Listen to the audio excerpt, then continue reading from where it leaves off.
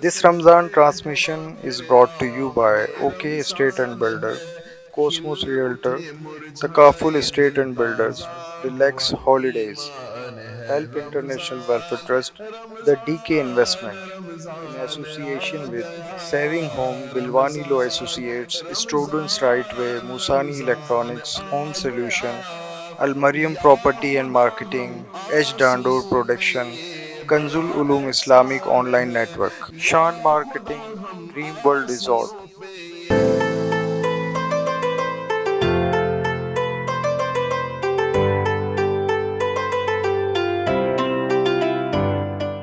اعوذ باللہ من الشیطان الرجیم بسم اللہ الرحمن الرحیم الحمدللہ اللہ کے فضل و کرم سے ہم اور آپ روزانہ کی بنیاد پر اس حسین ٹرانسمیشن میں ملا کرتے ہیں جس کا نام ہے برکات رمضان کریم، اور جس کا عنوان ہے، جو ٹاپک ہے اور جو سیگمنٹ ہے ہمارا، شان مصطفیٰ صلی اللہ علیہ وآلہ وسلم۔ ناظرین، رمضان المبارک کا یہ مقدس اور بابرکت مہینہ جاری و ساری ہے۔ آپ سے گزارش یہ ہے کہ اپنے دل کو نرم رکھیں اور اپنی زبان کو کوشش کریں کہ کسی کی دل آزاری کا آپ کی سبب نہ بنے، آپ کی زبان کسی کی دل آزاری کا سبب نہ بنے۔ کوشش یہ ہونی چاہیے کہ ہمارا حقوق اللہ سے بھی گہرا تعلق رہے، اور اس حقوق میں بھی، اس حق میں بھی کوئی کوتاہی نہ ہو، اور ساتھ ہی حقوق العباد سے بھی ایسا گہرا تعلق رہے کہ کسی بھی اعتبار سے وہاں بھی کوتاہی نہ ہو، غفلت نہ ہو۔ ناظرین، نبی پاک صلی اللہ علیہ وآلہ وسلم پر درود پڑھنے کے بے شمار فضائل ہیں۔ الحمدللہ آج کی اس ٹرانسمیشن میں ہم وہ بھی سنیں گے۔ اس سے پہلے درود پاک پڑھ لیجئے۔ اللہم صلی وسلم دائما ابدا علی حبیبک خیر الخلق کلہم۔ ناظرین، حضور کی بارگاہ میں جو بندہ ایک بار درود پڑھتا ہے، اللہ تعالیٰ اس پر 10 رحمتیں نازل فرماتا ہے، 10 خطائیں معاف فرماتا ہے، اور 10 درجات بلند فرماتا ہے۔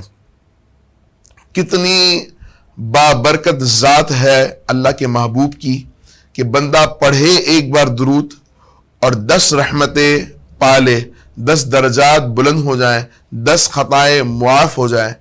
تو کیوں نہ ہم اور آپ فضول گوئی سے بچتے ہوئے درود و سلام کی کثرت کریں اور نبی پاک صلی اللہ علیہ وآلہ وسلم کا قرب حاصل کریں۔ یاد رکھیے گا، اللہ کی ایک رحمت اتنی وسیع ہے کہ جس کا ہم اور آپ احاطہ نہیں کر سکتے، اور 10 رحمتیں، سبحان اللہ۔ تو آئیے رحمت والے اس مبارک مہینے میں ہم اور آپ بھی رحمتوں کو مزید لوٹنے کی کوشش کریں، نہ کہ کوشش کریں بلکہ اس کو دوسروں کو بھی بتائیں تاکہ دوسرے بھی رحمتیں برکتیں لوٹیں۔ یاد رکھیے گا، رمضان ایک مقصد ہے جس کی وجہ سے اللہ نے ہمیں انعام عطا فرمایا ہے، اور وہ مقصد یہ ہے کہ تاکہ ہم اور آپ متقی بن جائیں، تقوی کا نور ہمیں اور آپ کو حاصل ہو جائے۔ شان مصطفیٰ کا یہ حسین سیگمنٹ اس انداز سے جاری و ساری روزانہ کی بنیاد پر ہے کہ ہم اور آپ حضور کی شان سنتے ہیں، حضور کا فرمان سنتے ہیں۔ آئیے ایک حسین فرمان سنتے ہیں، حضور کی شان سنتے ہیں، حضور کا اخلاق سنتے ہیں۔ حضور علیہ السلام کی بارگاہ میں ایک خاتون آتی ہیں جس کا ذہنی توازن درست نہیں ہے۔ یہاں اس واقعے کو میں یہاں پر چھوڑ کر کے ایک بات عرض کرنا چاہوں گا کہ ہمارے والدین بھی جب بڑھاپے کی دہلیز پر قدم رکھتے ہیں تو بہت زیادہ چڑچڑا پن لاحق ہو جاتا ہے، جس کی وجہ سے وہ ایسی باتیں کر جاتے ہیں بعض دفعہ کہ جو ہم برداشت نہیں کر پاتے، اور اسی باتوں کو، انہی باتوں کو برداشت کر لینا اور اچھے انداز سے ان کو رپلائی دے دینا، یہی بڑی کامیابی ہے۔ یاد رکھیے گا، ماں باپ ہیں، اور ہم پر ان کا حق ہے، اور وہ ہمارے اعلیٰ اخلاق کے مستحق ہیں۔ ماں باپ، گھر والے، بیوی بچے، ہمارے خاندان والے ہمارے اعلیٰ اخلاق کے مستحق ہیں.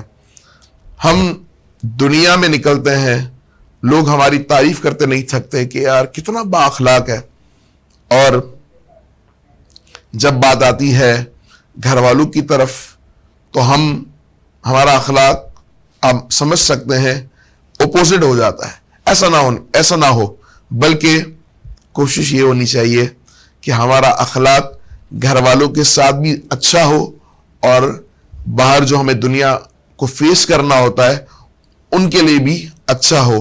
ہمارا اخلاق مجبوری کی وجہ سے کسی کے ساتھ اچھا نہ ہو کہ یار میں جاب کرتا ہوں، سیٹ کے ساتھ اخلاق اچھا رکھنا ضروری ہے، میں جس کے ساتھ کام کرتا ہوں میرا پارٹنر اس کے ساتھ اخلاق اچھا رکھنا ضروری ہے، یا مجھ سے کوئی زیادہ طاقتور ہے اس کے ساتھ اخلاق اچھا رکھنا ضروری ہے.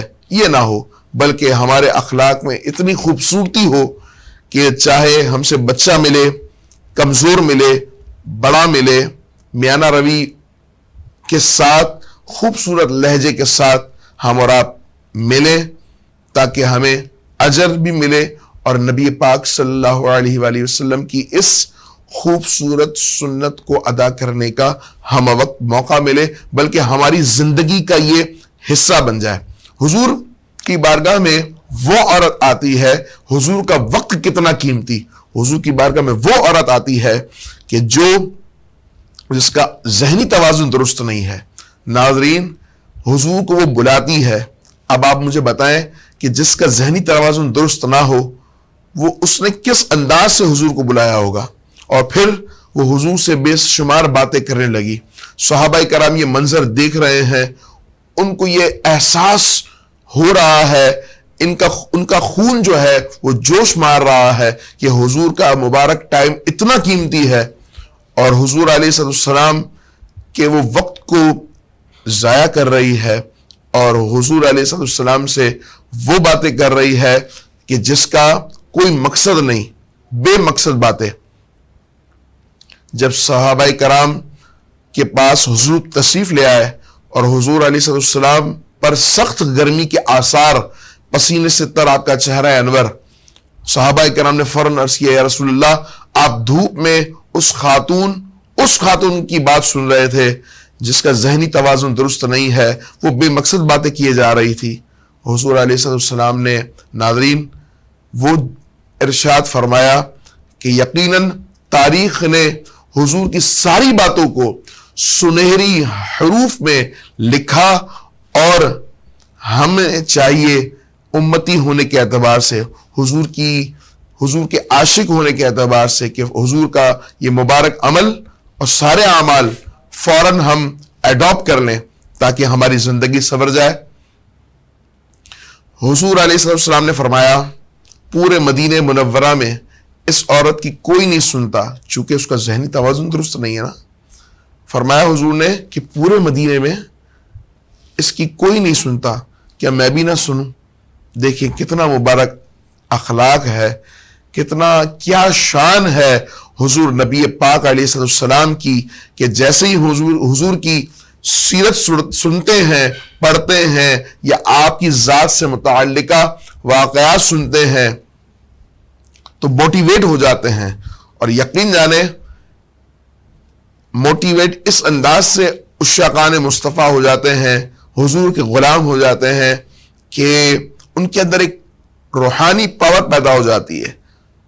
اگر وہ عمل کر لیں تو یقین جانے یہ پاور بڑھتی چلی جائے گی اور درجات میں بلندی کا سبب بنتی جائے گی، اور ساتھ ہی ہمارے معاشرے میں امن قائم ہو جائے گا. اللہ مجھے اور آپ کو عمل کا نور عطا فرمائے، عمل کی توفیق مرحمت فرمائے. یاد رکھیے گا حضور علیہ السلام کی زوجہ بلکہ تمام ازواج امہات المومنین حضور سے راضی تھی. گھر والوں کا راضی ہونا بہت ضروری ہے. ہم سے ساری دنیا تو راضی ہے، اگر ہماری دنیا جو ہم سے زیادہ حقدار ہے اس بات کی کہ جن کے ساتھ ہمارا اخلاق زیادہ اچھا رہے وہ ہمارے گھر والے ہیں، ہمارے خاندان والے ہیں، ہمارے پڑوسی ہیں، تو کوشش کرنی چاہیے کہ ان سے بھی اعلیٰ اخلاق کے دائرے میں رہتے ہوئے اچھی اور پازیٹیو مثبت گفتگو ہونی چاہیے اخلاق کے دائرے میں رہتے ہوئے، تاکہ ہمیں اجر و ثواب مل پائے اور ہم زیادہ رب تعالیٰ کے قرب کو حاصل کر سکیں۔ اللہ مجھے اور آپ کو عمل کی توفیق عطا فرمائے۔ ملتے ہیں ایک وقفے کے بعد۔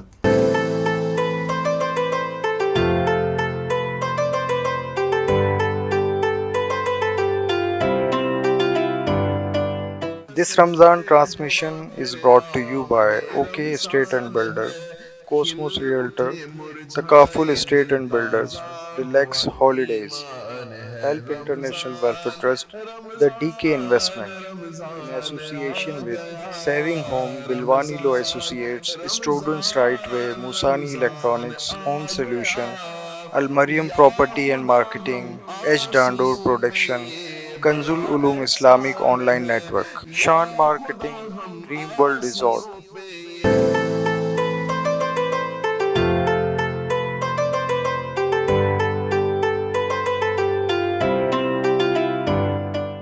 اعوذ باللہ من الشیطان الرجیم، بسم اللہ الرحمن الرحیم۔ برکات رمضان کریم کی آج کی محفل میں الطاف بیانی آپ کا میزبان آپ کو خوش آمدید کہتا ہے۔ ناظرین، برکات رمضان کریم کی اس محفل میں ہم مختلف پروگرامز میں مختلف لوگوں سے، مختلف شخصیات سے آپ کی ملاقات کراتے ہیں، اور یقینی طور پر دین و دنیا کے حوالے سے بات ہوتی ہے، اور اللہ تعالیٰ نے ہمیں کیا حکم دیے ہیں، نبی اکرم صلی اللہ علیہ وسلم کی کیا تعلیمات ہیں ہمیں، اور خاص طور پہ رمضان کے اس روح پرور ماحول میں ہماری پوری کوشش ہوتی ہے کہ ہم ان تمام زندگی کے ان تمام امور کا احاطہ کر سکیں، دین اور دنیا دونوں کے حوالے سے۔ تو جیسا کہ آغاز میں یقینی طور پر ہمارے ہر ٹرانسمیشن کا آغاز نعت رسول مقبول اور احادیث، اور آج بھی ہمارے پروگرام میں اسی انداز سے آغاز بھی ہوا، اور میرے ساتھ اس نشست میں بھی موجود ہوتے ہیں علامہ مدثر القادری صاحب۔ بہت شکریہ علامہ صاحب پھر ہمارے درمیان رہنے کے لیے۔ اور ناظرین، ایک اور مہمان سے ہم ہمیشہ سے آپ کی ہر پروگرام میں کسی نہ کسی شعبے سے متعلق ایک شخصیت سے آپ کی ملاقات کراتے ہیں۔ سوچا ہم نے یہ تھا کہ اسپورٹس کے حوالے سے بھی کچھ لوگوں سے آپ کی ملاقات کرائیں گے، ینگ انٹرپرینیورز یا ینگ ایکٹیو تعلیم یافتہ نوجوانوں سے آپ کی ملاقات ہو، مختلف شعبۂ زندگی میں دسترس رکھتے ہوں، ان سے آپ کی ملاقات کی جائے۔ لیکن آج جو مہمان میرے ساتھ ہیں وہ انہی تمام چیزوں کا مرکب ہے۔ میں کہوں کہ وہ تمام ہی صلاحیتیں اللہ تعالیٰ نے انہیں تفویض کی ہیں، اور جب میں ان کا تعارف کراؤں گا تو آپ خود بھی، اور جب ان سے بات ہوگی تو یقینی طور پہ آپ کو مزید اندازہ ہوگا کہ آج جو نوجوان میرے ساتھ موجود ہیں، بیرسٹر سلمان ڈوسانی۔ السلام علیکم سلمان، بہت شکریہ ہمارے ساتھ رہنے کے لیے۔ اور سلمان کے تعارف میں یقینی طور پر بیرسٹر تو میں نے لگایا تو آپ سب سمجھ گئے ہوں گے کہ پریکٹسنگ لائر ہیں، لیکن اس کے ساتھ ساتھ ڈاکٹر ہیں۔ سلمان ایک اعلیٰ پائے کے کرکٹر ہیں، اور حفظ قرآن، اللہ تعالیٰ کی کتاب کو اپنے سینے میں محفوظ کرنے کا اعزاز بھی شاید غالباً یہ سب سے بڑا اعزاز ہوگا ان تمام اعزاز میں سے، وہ بھی انہیں حاصل ہے۔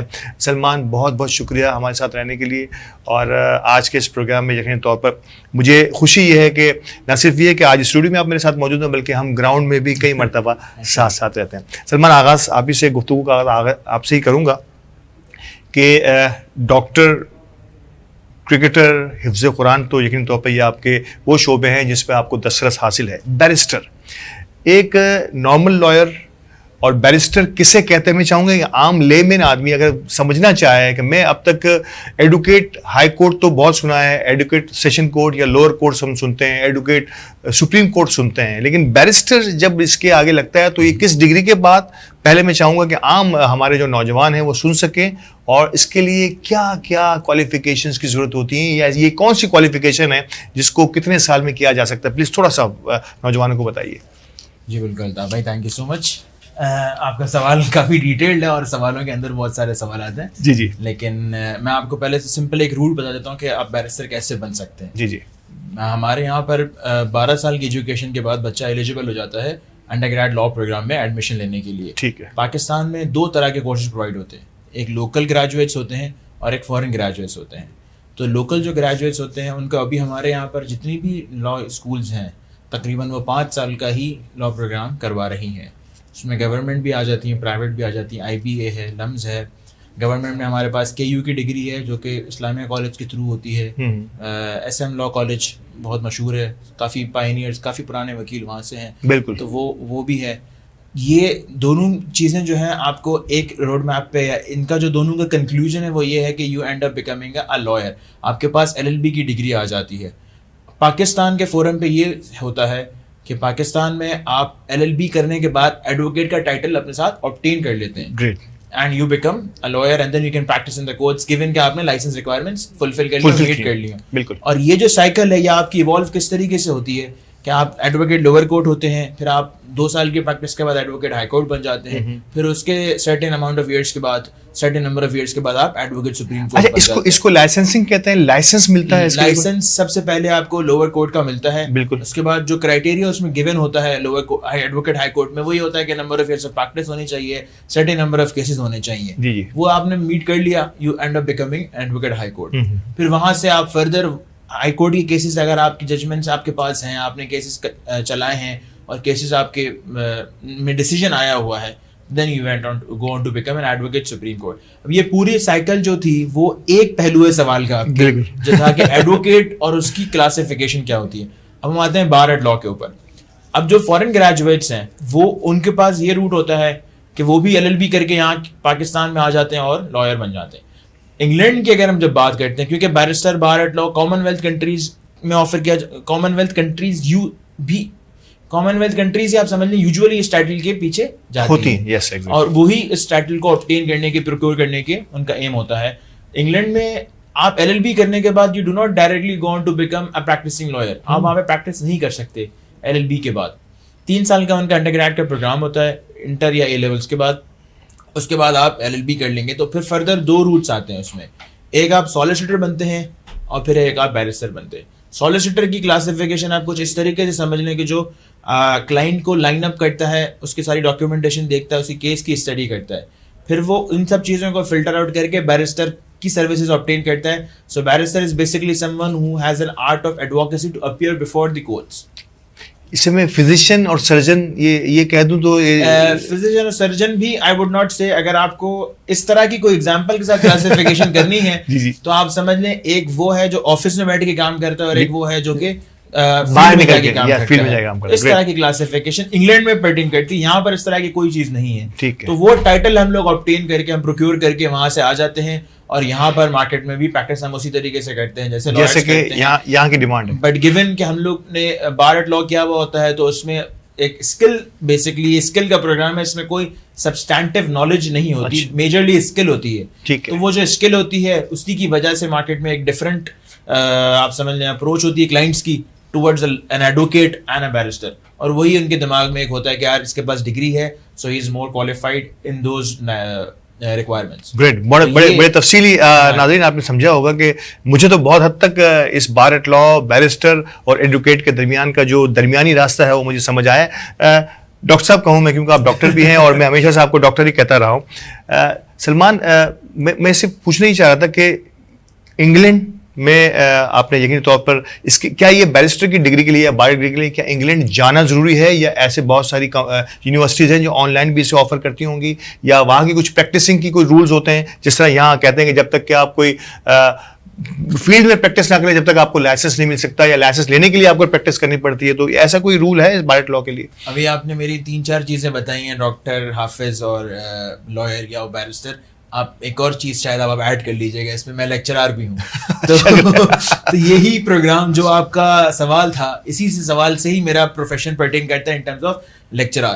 تو وہ یہ ہے کہ پہلے یہ ہوتا تھا کہ باہر کا جو گریجویٹ ہے یونیورسٹی آف لنڈن کا, یہاں پہ یونیورسٹی آف لنڈن کا ایکسلنٹ پروگرام ہوتا ہے. بالکل. تو یونیورسٹی آف لنڈن کے گریجویٹ یا باہر کے گریجویٹ, وہ 3 سال کے LLB کرنے کے بعد اس کے پاس ڈائریکٹ پیسج ہوتا ہے کہ وہ بار ایٹ لا کر سکے, وہ وہاں جا کے ایڈمیشن لے کے بار ایٹ لا کر لیتا ہے. بالکل. یا پھر یہاں پر آلٹرنیٹیولی بار ٹرانسفر ٹیسٹ کے نام سے ہی یہی route standard board of England نے پرووائڈ کیا ہوا ہے. یہاں پاکستان میں بہت کم ہوتا تھا پروگرام. ابھی ہم لوگ تھیمس اسکول آف لا میں, فورم کے پاس انسٹیٹیوٹ ہے, وہاں پر یہ پروگرام اسٹارٹ کر چکے ہیں.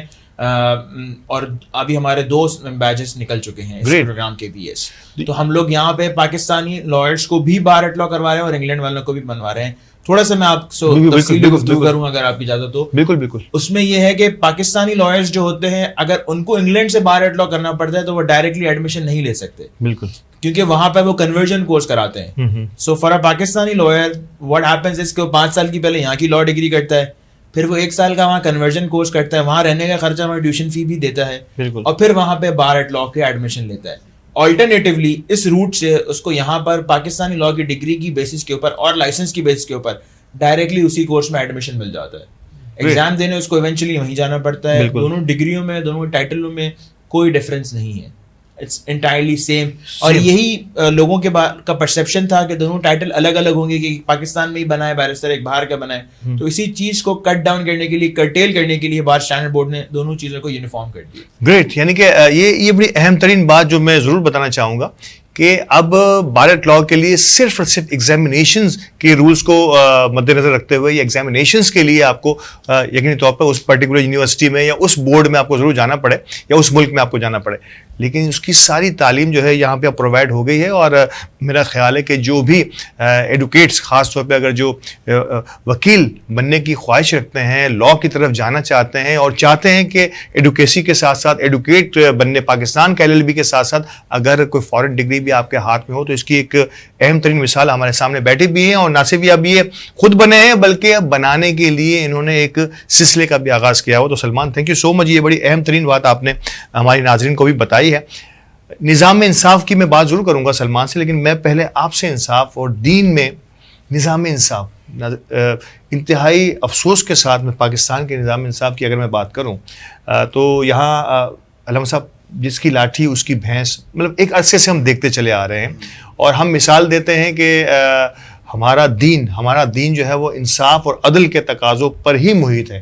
جہاں پر یہ توازن بگڑ جاتا ہے وہیں سے ساری خرابیوں کی جڑ جو ہے, ویسے ہم یہی کہتے ہیں کہ جب تک انصاف یا عدل کا نظام قائم نہیں ہوگا, اور شاید ہم سے سیکھ کر یا ہمارے اسلاف سے سیکھ کر, ہمارے اکابرین سے سیکھ کر دنیا نے تو شاید اپنے پاس اس کو رائج کیا. یقینی طور پہ میں انگلینڈ کے شعبہ قانون کی ضرور بات کروں گا وسیم, لیکن میں چاہوں گا کہ ہم کہاں کھڑے ہیں. پہلے تو یہ بتائیے کہ عدل و انصاف کی اہمیت دین کیسے اسے آگے بڑھاتا ہے. بسم اللہ الرحمن الرحیم. دیکھیں, یہاں میں 2 کیٹیگری جو نا بات بناؤں گا. ایک کیٹیگری وہ ہے جن کے پاس پورا علم ہے کہ انصاف اور عدل کیا چیز ہے, بالکل, لیکن وہ عمل کرنا نہیں چاہتے. اور ایک وہ کیٹیگری ہے کہ جو اس معاملے میں جاہل ہے, یعنی ان کو علم ہی نہیں ہے. اب اس میں بھی اگر تھوڑا سا گہرائی سے پڑھا جائے یا سمجھا جائے اس بات کو, تو وہ جو جن کے پاس علم ہے وہ پہنچانا نہیں چاہتے, یا جن کے پاس علم ہے وہ اس بات پر ڈٹے ہوئے ہیں کہ اگر ہم یہ باتیں آگے بھیج دیں گے تو پھر ہمارے معاملہ دانا پانی کیسے چلے گا. یعنی کہ جن کے پاس اختیار ہے وہ اس اختیار کا فائدہ نہیں اٹھانا چاہتے. اصل میں مسئلہ یہ ہے کہ دکانیں بند ہو جائیں گی, مسئلہ یہ ہے. پھر ساتھ ہی ہمارا دین نبی پاک صلی اللہ علیہ وآلہ وسلم سے فیض پا کر آپ کی تعلیم کو اپنے معاشرے اپنے انداز سے معاشرے میں پھیلانے والے حضرت فاروق اعظم رضی اللہ تعالیٰ عنہ فرماتے ہیں, میرے دور میں اگر ایک کتا بھی پیاسا مر جائے تو میں اس کا جواب دہ ہوں. یعنی عدل و انصاف کا معیار آپ دیکھ رہے ہیں کہ کتا بھی, انسان تو بہت اعلیٰ, اور اپنے عہد کے مشہور ترین خلیفہ یہ فرما رہے ہیں, اسلام کے دوسرے خلیفہ فرما رہے ہیں کہ اگر میرے دور میں کتا, یعنی انسانیت کا درس بھی دے رہے ہیں اور ساتھ ہی بتا رہے ہیں کہ انسان تو بہت عرفہ اور اعلیٰ شے ہے, اعلیٰ چیز ہے کہ جس کا ہم نے خیال کرنا ہے. ساتھ ہی عدل و انصاف کا اگر دیکھا جائے نا معاملہ, تو حضرت عمر رضی اللہ تعالی عنہ کا مدینہ منورہ میں آپ روزانہ کی بنیاد پر سیر کیا کرتے ہیں. یعنی یہ وہ انداز ہے کہ جو نبی پاک علیہ السلام کے فیض کو آپ نے حاصل کیا اور دنیا میں عام کیا.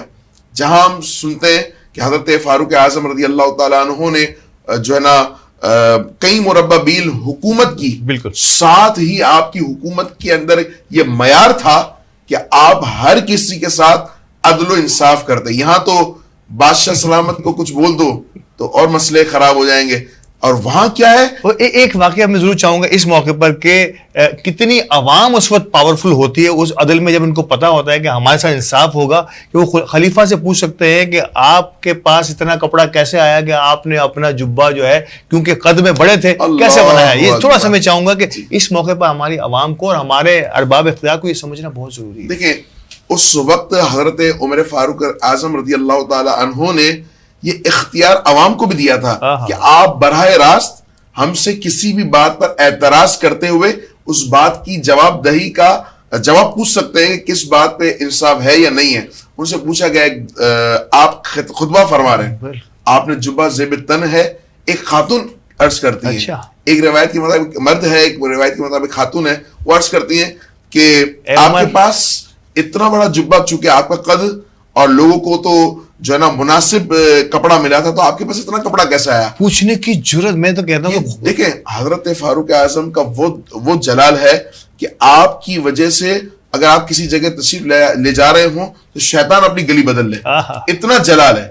اس کے باوجود بھی دیکھیں, ایک تو ہوتا ہے انسان پاورفل ہوتا ہے, لیکن وہ حق اور باطل کا فرق کرنے کے لیے لوگوں کو اختیار دیتا ہے. یہ بھی عدل و انصاف کی ایک کڑی ہے کہ بندہ اختیار دے, یا یہ بول دے کہ میرے سامنے نہیں بولنا, چاہے میں حلال کی طرف جاؤں, حرام کی طرف جاؤں, جائز کی طرف جاؤں, ناجائز کی طرف جاؤں, تم کون ہوتے ہو؟ چونکہ میں تو میرے پاس ایک مقام ہے, میں ایک مرتبے پر فائز ہوں, مجھ سے سوال نہیں کرو. بلکہ آپ کی طرف سے ایک آپ حاکم ہیں, اور حاکم ہونے کے باوجود آپ اختیار دے رہے ہیں کہ اگر کوئی بھی مجھے حق بجانب نہ دیکھے تو پھر مجھ سے سوال کر سکتا ہے. یعنی کہ جواب دہی سب سے پہلے مجھ سے شروع ہوگی. یعنی آپ نے جو قانون بنایا تھا نا, اس قانون میں فرد واحد یعنی ابتدا جو ہے نا وہ مجھ سے ہوگی, پھر عوام سے ہوگی, اوپر سے نیچے کی طرف آئیں گے, تو پھر نظام چلے گا نا. اگر میں ایک بندہ کہے کہ میں سروکار ہوں, میں سوکار ہوں اور باقی سب خراب ہیں, تو معاشرہ تو پھر اور خرابی کی طرف چلا جائے گا. اب پوچھا گیا تو کہا کہ دراصل ہوا یہ کہ مجھے بھی وہ حصہ ملا کپڑے میں, اور میرے بیٹے کو بھی ملا, اور میرے بیٹے سے میں نے لے کر اپنے قد کا, اپنے سائز کا وہ کپڑا بنایا. ساتھ ہی آپ مدینہ منورہ میں روزانہ کی بنیاد پر سیر کیا کرتے کہ کوئی غمگین تو نہیں ہے, میرے دور میں کوئی پریشان تو نہیں ہے, ایسا نہ ہو کہ میں اپنے بستر پر آرام سے سو رہا ہوں اور میری رعایا میری وجہ سے میرے دور میں پریشان ہو. بالکل. آپ روزانہ, آج کا کوئی حکمران ہم اور آپ تصور کر سکتے ہیں کہ ہمارے لیے کوئی ہمارے غم کو پوچھنے آئے گا؟ اب تو خلیفہ نہیں, یہاں تو حکمرانوں کے انڈر کو ہزاروں لاکھوں کی فوج ہوتی ہے, وہ نہیں پوچھتی. اچھا اب میڈیا کا دور ہے, اب تو ہر جگہ آپ کو جانے کی ضرورت بھی نہیں ہے, آپ فون کال کر سکتے ہیں, کسی بھی طریقے سے مدد کر سکتے ہیں, لیکن فقدان اس بات کا, ارباب اختیار کا فقدان. اللہ اکبر. اب مدینہ منورہ میں شارٹ کرتا ہوں اس کو, مدینہ منورہ میں آپ نے دیکھا کہ ایک خاتون ہے جو پریگننٹ ہیں, اور ان کے ساتھ ان کے خاوند یعنی شوہر بھی ہیں, اور وہ دونوں جو ہے نا پوچھ رہے ہیں کہ ہمیں جو ہے نا کوئی جگہ دی جائے. اب وہ جگہ دی جاتی ہے تو فاروق اعظم پوچھتے ہیں کہ کوئی تکلیف تو نہیں ہے؟ کہا مجھے لگتا ہے کہ ہم سے بے خبر ہیں اس دور کے امیر. اب وہ ابھی بھی اپنا تعارف نہیں کرواتے, اور وہ شوہر کہتا ہے کہ میری بیوی کا وقت آ گیا ہے اس اعتبار سے کہ وہ بچہ جنم دینے والی ہے. تو اب حضرت عمر رضی اللہ تعالی عنہ نے اپنی وائف کو بلایا, اور وائف نے سارے معاملات کیے, بچہ پیدا ہو گیا. اب فاروق اعظم رضی اللہ تعالیٰ عنہ کے غلام نے بتایا کہ یہ کوئی اور نہیں, یہی جو ہے نا امیر المومنین ہے, اور وہ ہکا بکا رہ گیا. یعنی وہ اس حضرت امیر المومنین حضرت فاروق اعظم سے اس انداز سے کام کروا رہا تھا جیسے ایک بندہ اپنے خادم یا نوکر سے کرواتا, یہ لے آؤ, وہ لے آؤ, وہ لے آؤ. اور حضرت امیر المومنین حضرت فاروق اعظم رضی اللہ تعالیٰ عنہ بھی اس کے کام کو بخوبی انجام دیتے ہوئے زبان پر ذرا برابر جو ہے نا کوئی ایسے الفاظ نہ لائے کہ میں تو اس بڑے عہدے پر ہوں تو میں کیسے کر سکتا ہوں. یہ معیار تھا, یہ معیار. اور پھر آخر میں اس کو پتا چلا تو وہ بڑا شرمندہ ہوا. تو اگر یہ انداز ہونا پھر معاشرہ کیا بات, تبدیل نہیں واقعی تبدیل ہو جائے گا. اور تبدیلی کے جو نعرے لگ رہے ہیں واقعی اصل میں اس تبدیلی کی ضرورت ہے. ناظرین کرام, آپ نے سنا کہ اصل تبدیلی یہی ہے جب ہم اپنے مقام کو پہچانیں گے. خاص طور پہ ارباب اختیار, جب آپ کو کوئی بھی عہدہ یا منصب حاصل ہوتا ہے تو اس کے کئی لوازمات ہوتے ہیں, اس کے کئی اختیارات ہوتے ہیں اور کئی اس کی ذمہ داریاں ہوتی ہیں, اور غالباً ہم ان ذمہ داریوں سے آ رہی ہیں. ایک چھوٹے سے انسان کو بھی کوئی چھوٹا سا عہدہ بھی مل جائے تو شاید غالباً ہم اس کے ساتھ صحیح انصاف نہیں کر پاتے. دونوں مہمان ہمارے ساتھ ہیں. خاص طور پہ سلمان سے مجھے پاکستان کے نظام عدل اور یقینی طور پر ویسٹ کے نظام عدل کے حوالے سے کچھ چیزیں پوچھنی ہے. کرکٹ ان کا شعبہ ہے اور یقینی طور پر آج ایز این اسپورٹس مین بھی ہم نے انہیں مدعو کیا ہے, تو لوکل کرکٹ کے حوالے سے, کمیونٹی کرکٹ کے حوالے سے بھی ان سے بات ہوگی. ہمارے ساتھ رہیے گا. وقفے کے بعد دوبارہ سے ملتے ہیں برکات رمضان کریم کی محفل میں.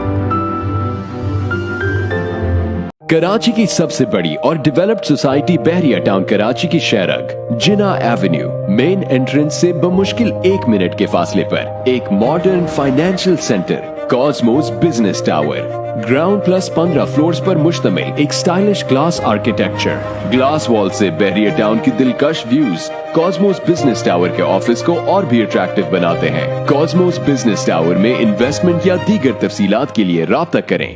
Cosmos realtor.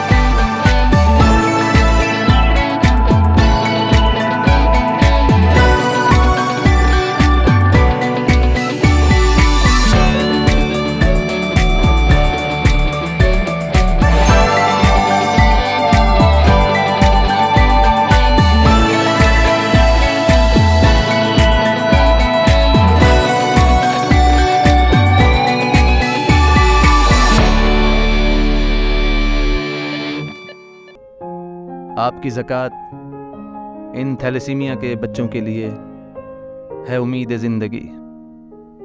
آئیں اس ماہ رمضان میں بڑھ چڑھ کر اپنی زکوٰۃ ہیلپ انٹرنیشنل ویلفیئر ٹرسٹ کو دیں.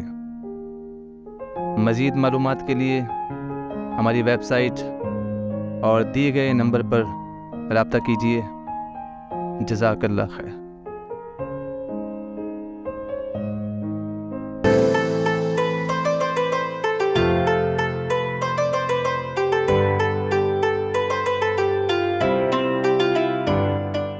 خوش آمدید. وقفے کے بعد برکات رمضان کریم کی محفل میں ایک بار پھر میں حاضر ہوں اپنے مہمانوں کے ہمراہ. سلمان, وقفے پہ جانے سے پہلے میں نے کہا تھا کہ آپ سے بات ہوگی.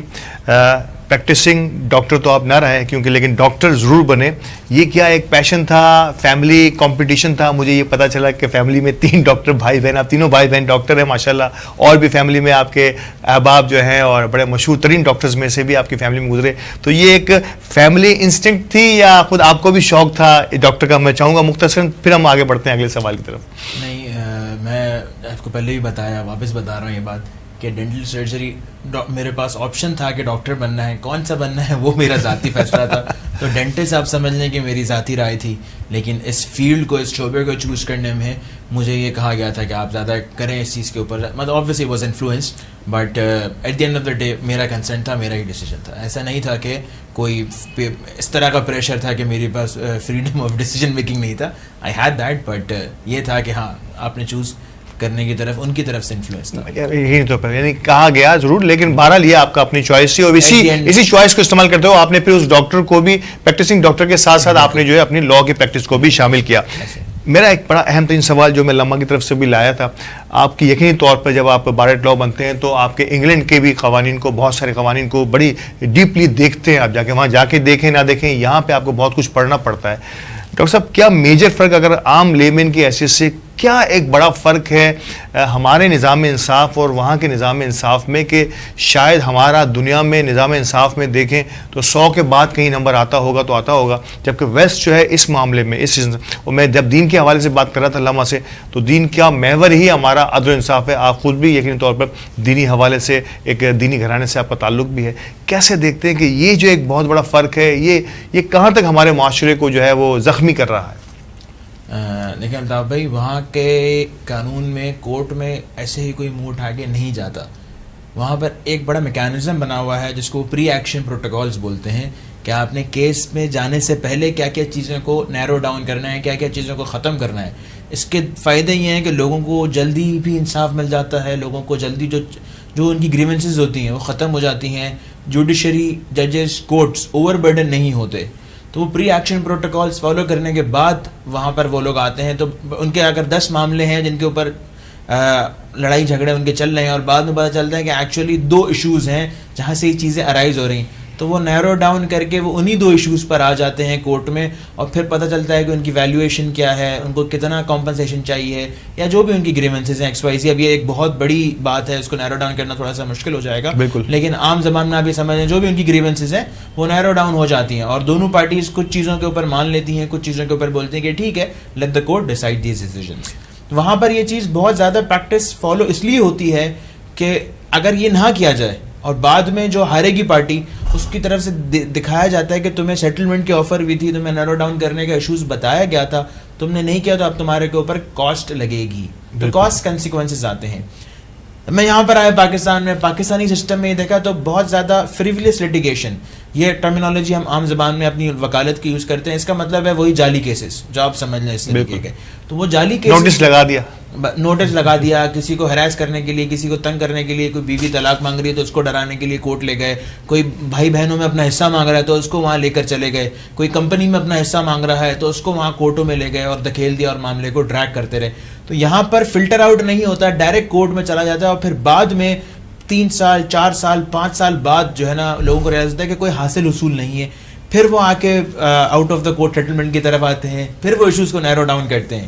اور یہی مسئلہ آتا ہے کہ پھر یہاں پر ہم بولتے ہیں کہ جسٹس از ڈیلیڈ, اور پھر اسی طریقے سے ہم بولتے ہیں کہ جوڈیشری فیصلہ نہیں کر رہی اس طریقے سے. لیکن یہاں پر بہت سارے اوور برڈن بھی کیا جاتا ہے جوڈیشری کو اور کورٹوں کو اس طرح کے معاملوں سے, لوگوں کے ذاتی جن کا حاصل حصول کوئی نہیں ہوتا.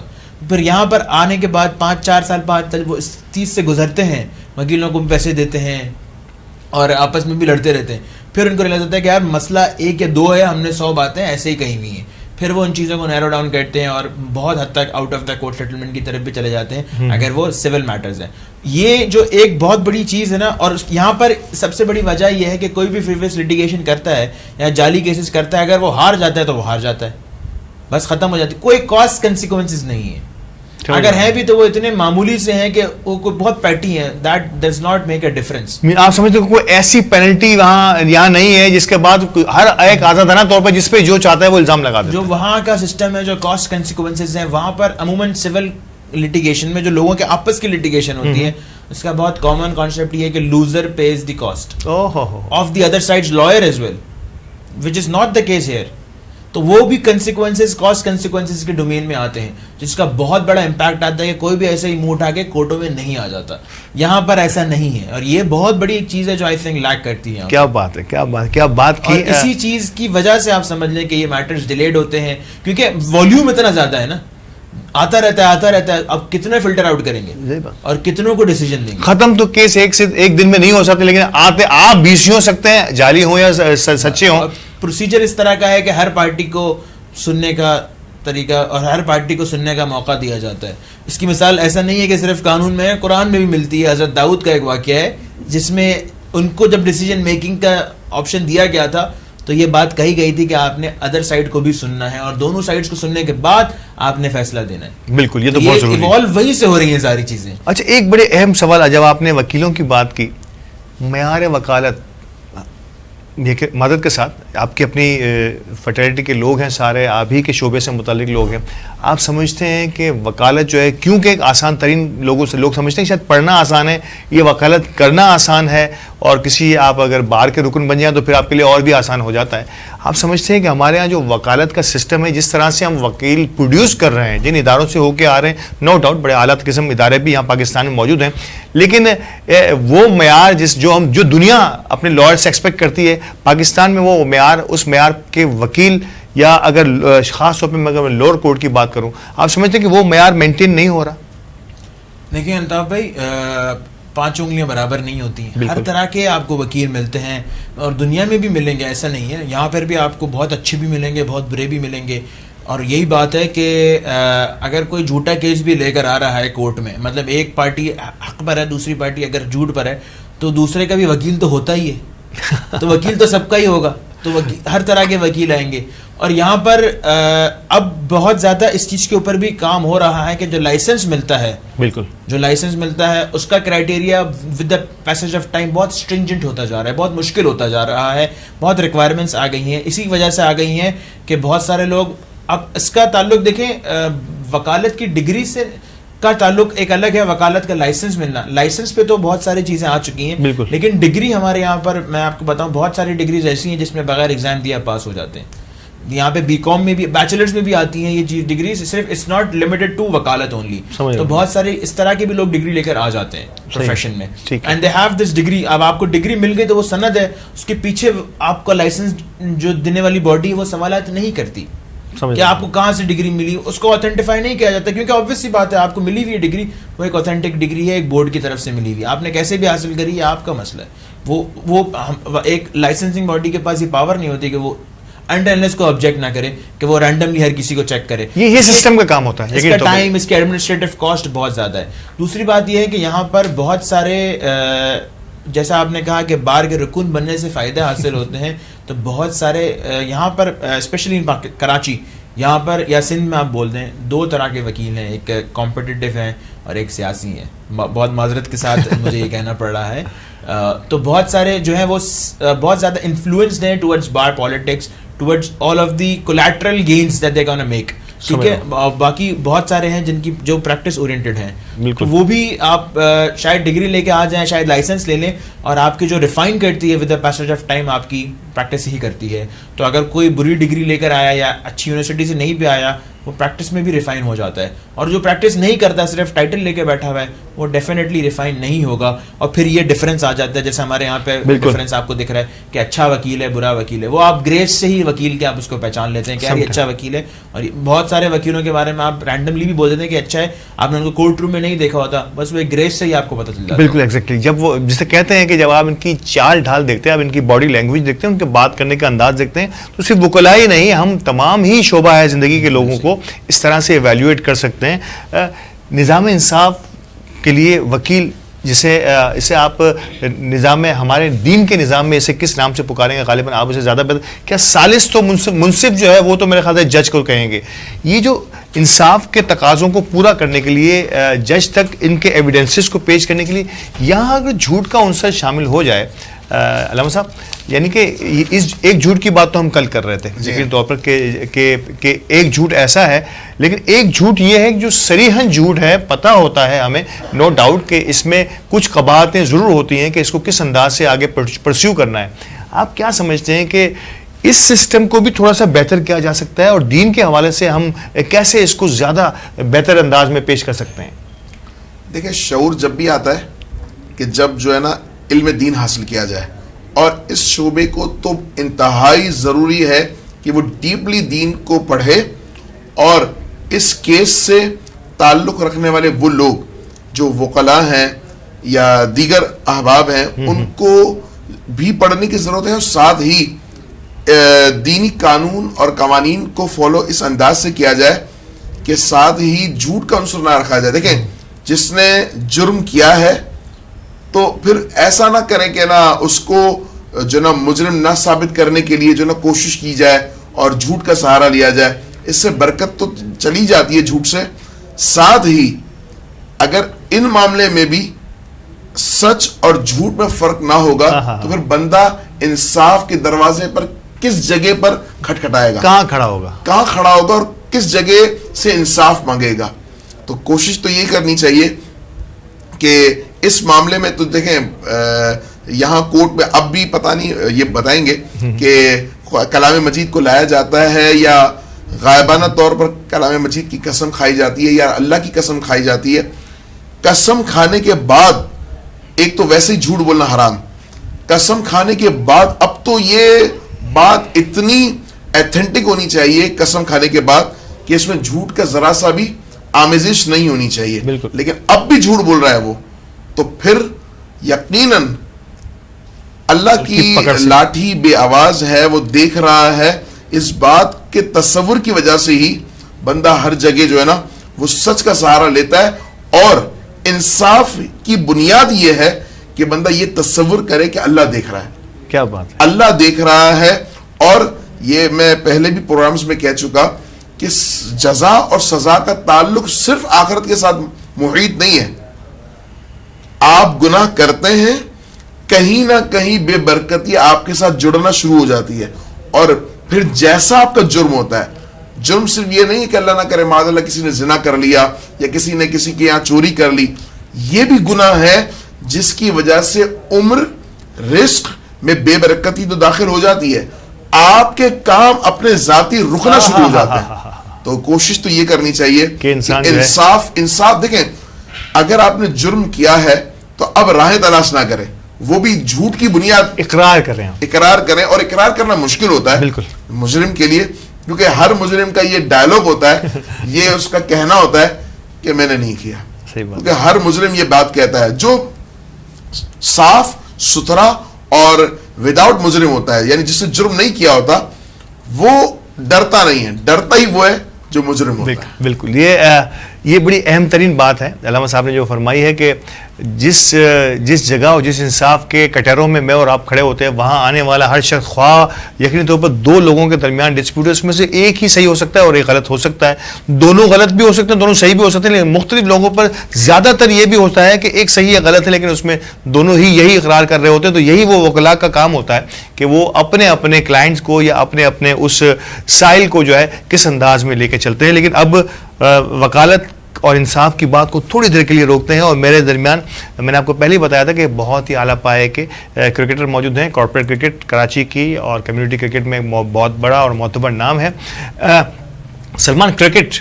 یقینی طور پر آپ پیشنٹ کرکٹر ہیں اور اتنے مصروف ترین اسکیجول کے بعد آپ کم و بیش روزانہ مجھے جو ہے کسی نہ کسی گراؤنڈ میں پائے جاتے ہیں. تو پہلے تو یہ بتائیے کہ کرکٹ کا آغاز یقینی طور پر جس طرح ہمارے یہاں دیگر کمیونٹی کرکٹ کے حوالے سے اگر میں بات کروں تو آپ سمجھتے ہیں کہ پچھلے 4-5 سالوں سے, جب سے مجھے بھی کوئی 5-7 سال ہو گیا اب اس کو ڈیپلی فالو کرتے ہوئے, کہ بڑا بوم آیا ہے اور بڑی بہتری کی جانب گامزن ہے. کیا آپ میری اس بات سے اتفاق کرتے ہیں؟ میں آپ کو بتاؤں کہ کووڈ سے پہلے کافی لمیٹڈ ہوتی تھی کرکٹ, اور کم ٹیمیں ہوتی تھی, کم پول آف پلیئر ہوتا تھا. کووڈ میں خود انگلینڈ گیا ہوا تھا بارٹ لاء کرنے کے لیے. میں واپسی آیا تو بہت سارے کیٹیگرائزیشن ہو گئی ہماری کمیونٹی کرکٹ میں. کمیونٹی کی بات کر رہا ہوں میں, اوور آل کارپوریٹ کرکٹ یا جو کراچی کرکٹ ہوتی ہے اس کی بات نہیں کر رہا, صرف کمیونٹی کی بات کرتا ہوں. تو وہ یہ ہوا کہ ایج گروپ کے حساب سے کرکٹ کے ٹورنامنٹس ہونے لگ گئے. گریٹ. ایک یوتھ ٹورنامنٹ ہونے لگ گئے ہیں, اور باقی پھر ہمارے جو کہ ہم لوگ یوتھ ٹورنامنٹ سے بیونڈ ہیں ان کے ہونا شروع ہو گئے. اس کا کوئی نام اور اب جونیئر بھی ہوئی, اور اب ماشاءاللہ ایک اور ٹورنامنٹ کا آغاز ہوا ہے جو کہ بالکل جونیئر لیول پہ آ گیا, انڈر 13 انڈر 18 اس طرح کی ایج لاٹس بھی بن گئی. اب وہ یوتھ کرکٹ نے ایک ونڈو ایڈ کر دی.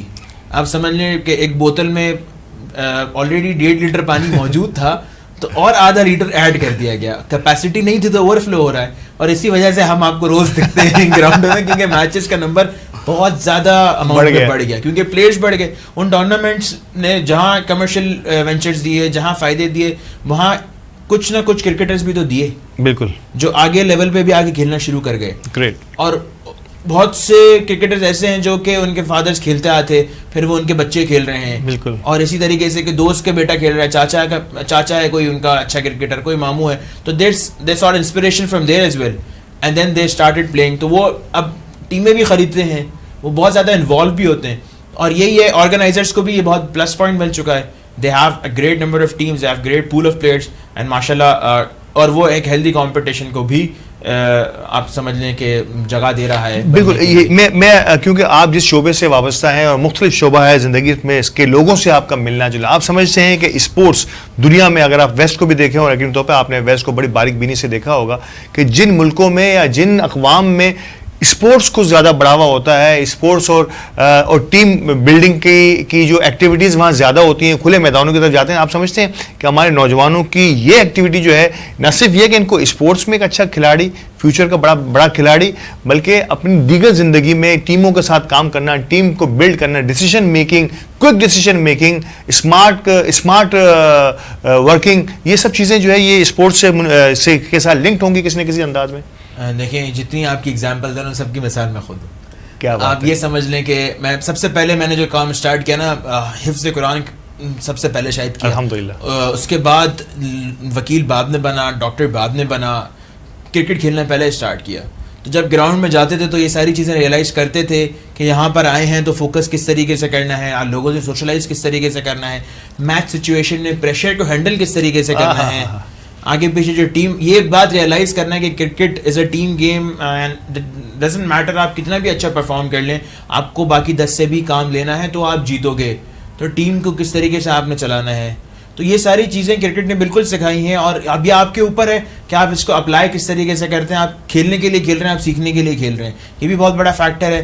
ہمیں اپنی پروگریس ایویلویٹ کرنا کرکٹ نے سکھائی, اپنے آپ کو کرٹیسائز کرنا کرکٹ نے سکھایا, اپنے آپ سے اچھا کروانا کرکٹ نے سکھایا, اور یہ کرکٹ نے میدان کے لیے بھی سکھایا شاید, اور باہر دوسرے میدانوں میں بھی سکھایا. اور شاید یہی وجہ ہے کہ ہم نے اپنے ہورائزن کو, میں نے پرسنلی آپ جیسے کہہ رہے ہیں وائڈن اپ کر لیا. میں نے کہا ڈاکٹر بن گیا, اٹس اوکے, لا کی طرف پرسو کرتے ہیں, ایک ڈگری لے لی, I was like okay fine, I should pursue اندر ون. یہ وہی چیز ہے کرکٹ میں بھی کہ ہم روز وی آر سیکنگ پروگریس, اور وہی چیز وہیں سے جو ہمیں اس چیز نے جو ہمارے اندر انسپریشن ڈالی, یا ایک آپ سمجھ لیں ایک آنکھ ڈالی, وہ یہاں آپ کو باقی شعبوں میں بھی ملے گی, فار شیور ملے گی. It should not be limited to sports only. I think it has really big implications if you talk about کہ لوگوں کے دماغ پہ کیا اثر ہوتا ہے, ان کے فزیکل ٹون پہ کیا اثر ہوتا ہے. سائنٹیفکلی بات کریں, کرکٹ کھیلنے سے آپ کو سویٹنگ ہوتی ہے, ہیلتھ ایکسرسائز ہوتی ہے, آپ کے بہت سارے باڈی کے اندر سے ہارمونز ریلیز ہوتے ہیں جو آپ کو گڈ موڈ دیتے ہیں. گریٹ. تو everything it's a cycle, اور I think everything is contributing, it's not a mere waste of time. سنا آپ نے کہ کرکٹ کھیلنا اور اس کرکٹ کو اچھے سے کھیلنا, مطلب اس کو مذاق نہ کھیلیں, اس کو سیریس ہو کے کھیلیں. تو ڈاکٹر بیرسٹر سلمان ڈوسانی نے فرمایا ہے کہ یقینی طور پہ اس کو ہم بہت اچھے انداز میں کو اپنی لائف کے دوسرے میدانوں میں بھی اسی طریقے سے امپلیمنٹ کر سکتے ہیں. آج کل تو آپ دیکھیں نا کہ یہ بہت سارے لوگ ڈیجیٹلائزیشن کی طرف جاتے ہیں, بالکل بہت زیادہ سیڈیٹ لائف اسٹائل پہ آ گئے, تو یہ بہت زیادہ آپ کو ان چیزوں سے بھی بچاتا ہے, آپ کو بہت زیادہ ایڈکشن سے بچاتا ہے. کرکٹ میں آپ کو آگے پتہ چلتا ہے کہ میرا اسٹیمنا کم ہو رہا ہے, میرے سے پرفارم نہیں ہو رہا, شاید میں بھی میں کوئی ایسی حرکت کرتا ہوں, بالکل جو وہ آپ کو کٹ ڈاؤن کرنے میں ہیلپ کرتی ہے. آپ فون کا استعمال بہت زیادہ جو کر رہے ہیں آج کل, یہ کامن پرابلم ہے, اور یہ بچوں کا نہیں ہے, یہ ایوری ایج گروپ کے لیے اپلیکیبل ہے ایکولی. میرا فون مجھے ہر اتوار کو بتاتا ہے کہ میں 6 سے 7 گھنٹے اس کی اسکرین دیکھتا ہوں, تو آئی ایم پریٹی شیور کہ میرا جو نمبر ہے وہ ون آف دا ہائیسٹ ہوگا. اور وہ چیز بھی اب بچوں میں جو آ رہی ہے, تو ان کو بھی کرٹیل کرنے کے لیے ہم میدان کی طرف لے کر جاتے ہیں ان کو. گریٹ. یہ بڑا ضروری ہے کہ ان گیجٹس سے نکل کر کھلے میدانوں میں, ایک زمانہ تھا جب یہ گیجٹس کا رجحان نہیں تھا, اب ہمیں کمپیوٹر سے, گیجٹ سے اور کیفیز سے نکل کے تھوڑا سا کھلے میدانوں کی طرف جانا ہوگا. اور کمیونٹی کی, اگر میں ویمن کمیونٹی کی بات کروں یا کمیونٹی کرکٹ کی بات کروں, تو یہی ایک کوشش تھی کہ لوگ میدانوں کی طرف آئیں. اور اب میں پھر کہوں گا کہ آپ ایک بڑے کرکٹر یا نیشنل کرکٹ کو اپنے اندر نہ رکھیں, آپ صرف اپنے ذہن میں یہ رکھیں کہ آپ نے اپنے آپ کو فٹ رکھنا ہے, اپنی جسمانی اور ذہنی نشوونما کا خیال رکھنا ہے, اور اس کرکٹ سے جو کچھ سیکھیں گے اس کو اپنے دیگر میدانوں میں, دیگر پروفیشن میں بھی اپنے ساتھ ساتھ ملانا ہے. آج کے پروگرام کا وقت یہیں ختم ہوتا ہے, آج کی اس نشست کو بھی ہم یہیں ختم کرتے ہیں, لیکن بڑی تشنگی سے رہی ہے. امید ہے کہ اگلے پروگراموں میں کبھی موقع ملا تو انشاءاللہ ڈاکٹر سلمان سے ضرور بات ہوگی. علامہ صاحب بہت شکریہ ہمارے ساتھ رہنے کے لیے اس نشست میں, بہت اچھی اور سیر حاصل گفتگو رہی آج آپ سے. سلمان، ڈاکٹر سلمان بہت شکریہ. بیرسٹر سلمان آپ کا بہت شکریہ. مطلب ایک ساتھ میں 3 لوگوں سے ایک ساتھ، حافظ محمد سلمان ڈوسانی بھی ہمارے ساتھ تھے. تو بہت شکریہ ہمارے ساتھ رہنے کے لیے. بڑی سود مند گفتگو رہی ہے. وی ہوپ سو کہ اگر اس پلیٹ فارم کو یوز کر کے آپ لاء کے حوالے سے کوئی پروگرام کا آغاز بھی کرنا چاہیں تو ہمارا میمن نیوز ایچ ڈی کا پلیٹ فارم آپ کے لیے حاضر ہے، تاکہ جی بالکل، اور کمیونٹی کے نئے آنے والے آپ سے ضرور فائدہ اٹھائیں گے. برکات رمضان کریم کا سلسلہ یہیں پہ ختم کرتے ہیں آج کی نشست کا. کل ایک اور نئے مہمان کے ساتھ، نئے موضوع کے ساتھ حاضر ہوں گے. اجازت دیجیے، اللہ نے کے پاس.